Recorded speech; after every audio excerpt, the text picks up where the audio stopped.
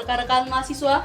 Kembali lagi dengan saya Sylvia dan rekan saya RA Putri Abelia yang akan menyajikan informasi secara aktual dan terpercaya mengenai seputar kampus Politeknik Negeri Sriwijaya yang telah kami rangkum dalam Halo Polsri.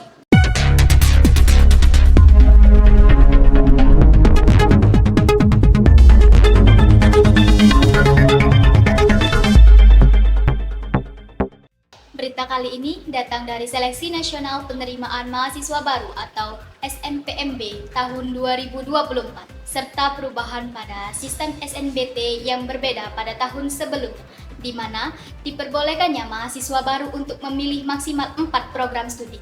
Berikut liputannya.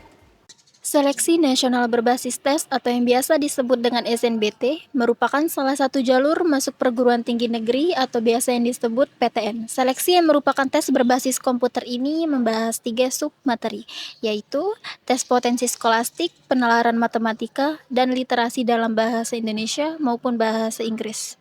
Seleksi ini dibuka secara serentak pada tanggal 21 Maret sampai dengan 5 April 2024 dengan 2 gelombang pelaksanaan tes, yaitu gelombang 1 dilaksanakan pada tanggal 30 April dan tanggal 2 sampai 7 Mei 2024.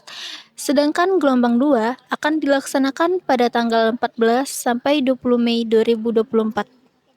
Terkait dengan penerimaan mahasiswa baru tahun ini, kita tetap menggunakan di 3 jalur pendaftaran. Yang pertama ada disebut dengan jalur SNBP atau juga jalur undangan yang pada saat ini sudah masuki proses pengisian PDSS sampai dengan 9 Februari. Kemudian untuk pendaftarannya itu dilakukan pada tanggal 14 sampai 28 Februari nanti. Ini proses pendaftaran. Kemudian baru proses seleksi oleh instansi masing-masing.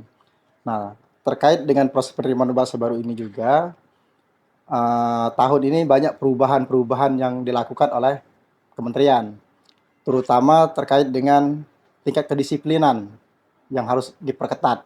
Mengapa harus diperketat? Karena kemarin banyak kuota di perguruan tinggi tidak terpenuhi karena ada ulahnya oknum calon mahasiswa kita yang sudah dinyatakan lulus baik di jalur undangan maupun di jalur SNBT, mereka melakukan registrasi ulang namun mereka mengundurkan diri. Nah, artinya kan ada kuota yang kosong di situ.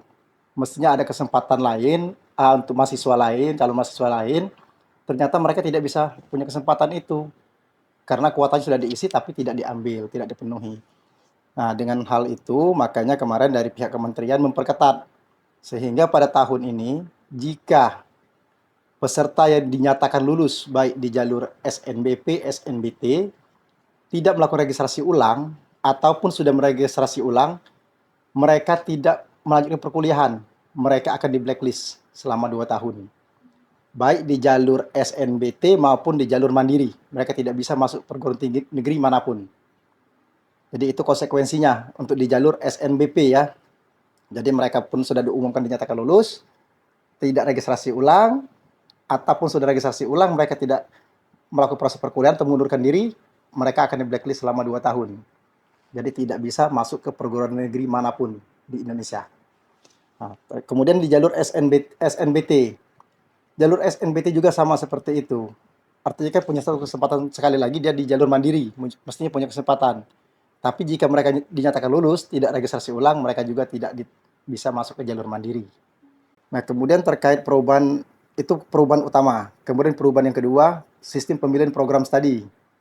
Nah, selama ini kita hanya bisa memilih 2 program studi, entah itu di jalur akademik maupun di jalur vokasi.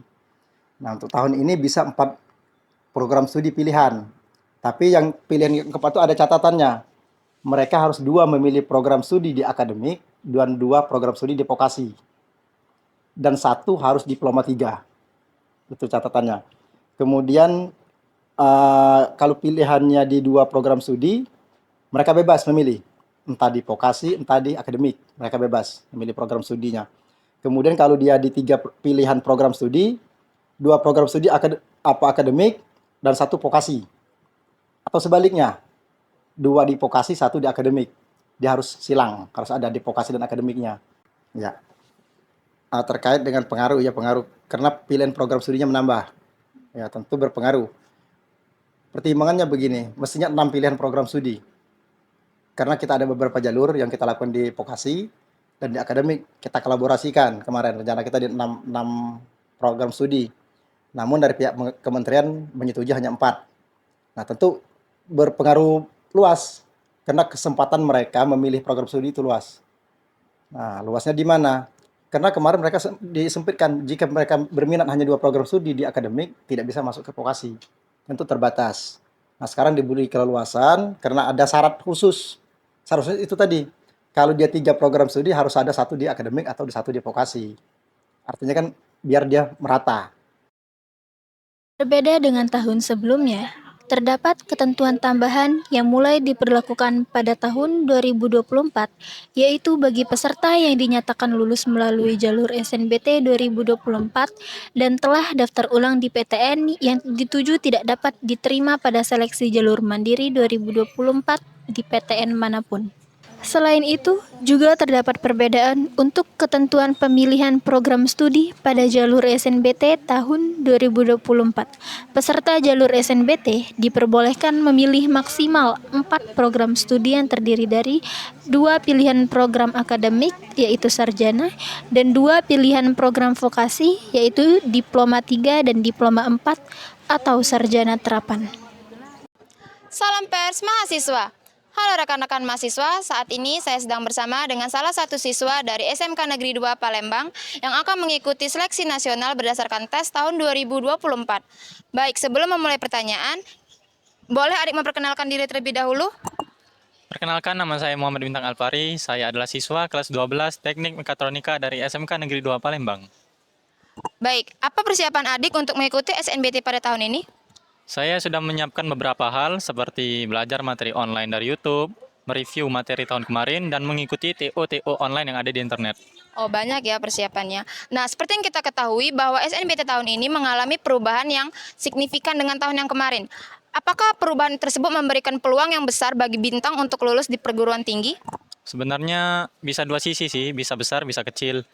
Terutama ada format baru yaitu esai menuntut kami harus lebih paham terhadap materi SNBT. Lalu ada program 4 jurusan. Di sini kami bisa memilih 4 jurusan semau kami. Asalkan ada ketentuan yang tertentu, mungkin dapat menambah kesempatan kami untuk lulus di salah satu pilihan kami. Oke, apa nih harapan Bintang terhadap SNBT tahun ini? Saya berharap saya dan teman-teman saya dapat lulus dan bisa belajar di perguruan tinggi yang kami tuju. Baik, terima kasih Bintang atas waktu dan informasi yang telah diberikan. Demikian berita yang dapat saya sampaikan. Saya Tania Putri beserta kru yang bertugas pamit undur diri. Salam pers mahasiswa. Berita tadi sekaligus menutup perjumpaan kita pada hari ini. Saya Selvia dan rekan saya, RA Putri Abelia. beserta segenap tim yang bertugas pamit undur diri. Terima kasih dan sampai jumpa. Salam pers mahasiswa.